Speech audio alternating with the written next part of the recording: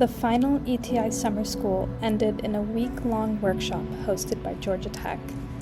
As this was the final summer school for ETI 1, we wanted to include hands-on activities drawing from all three thrust areas of ETI: data science, additive and advanced manufacturing, and novel instrumentation. We had an Oak Ridge National Lab guest speaker representing each thrust area, and each speaker was either a Georgia Tech alum or an ETI alum. Peter Sobel presented on radiation detection. Generated by HPG after NA. Some amount of that light will enter this entire region here.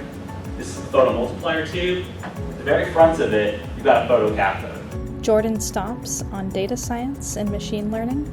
Okay, so I thought maybe what would be useful for this presentation was to go through an example. If I wanted to say, what does an anomaly for zeros and ones look like? Now I have a way of looking in the distribution to identify what is an anomaly. So for example, the typified zero, in this case, is a nice rounded looped zero.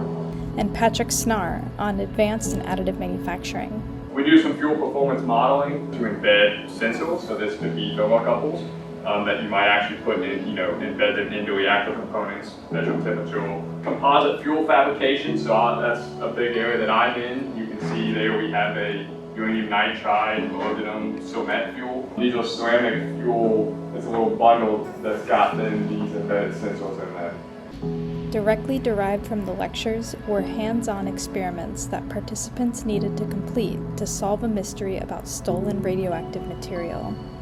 We modeled this part of the workshop off an escape room, where participants had to solve several puzzles corresponding to the thrust areas and work together to identify the thief and locate the stolen source. During a standard tour of Georgia Tech's radiation lab in the basement, they found a crime scene with irradiated foils, a locked box labeled radioactive material, an open box labeled uranium with a slug in it, and an open box labeled plutonium with nothing inside. So turn this on all the way over there, lift off the pancake detector, and get it really close. Oh, stop. So that's for real, right? So that's uranium, you're saying? Looking at that to me looks like a uranium slug, but I have absolutely no idea if it's enriched, natural. Dr. Erickson, do you know what that may be? It's a rifle thing. Well, yeah, but does anybody else want to try this? Realizing we had a cohort of nuclear nonproliferation specialists among us, we utilized the students to help solve the mystery. Using the irradiated foils at the crime scene, students had to back calculate when the stolen source was removed. Using the time estimate, they were able to narrow down suspects from a generated log of who went in and out of the lab. However, because this list was so long, they had to use anomaly detection to find the outlier in human behavior to identify their suspect. Next, they had to verify that the uranium left behind at the crime scene hadn't been tampered with. They did this with gamma spectroscopy using a high-purity germanium detector to estimate that the enrichment was indeed natural. With the suspect identified and the uranium confirmed to be as expected, they had to find the missing stolen source. Luckily, the suspect had left behind a USB with a noise-coded satellite map of Georgia Tech's campus. Using autoencoders and more anomaly detection, the participants could denoise the image and find the next clue's location.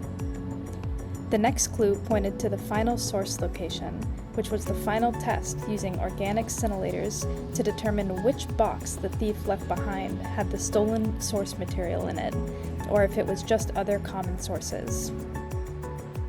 On Thursday, students had the opportunity to visit Oak Ridge National Lab, where they toured the Safeguards and Security Lab and saw virtual reality and autonomous systems demonstrations.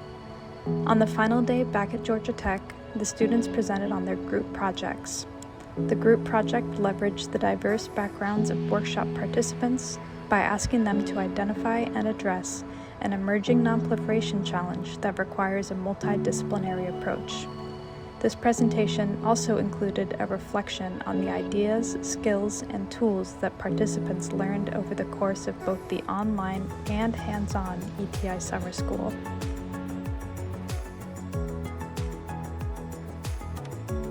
The workshop wrapped up with an award ceremony for the team that solved the puzzles to the highest degree of accuracy. The ETI Summer School represented the capstone of the 3 thrust areas of ETI. This workshop was made possible by the ETI leadership team, guest lecturers from Oak Ridge National Lab, Georgia Tech faculty and staff, and senior graduate students. We thank the NNSA for their funding and ongoing support, and we thank the workshop participants for their excitement, engagement, and creativity.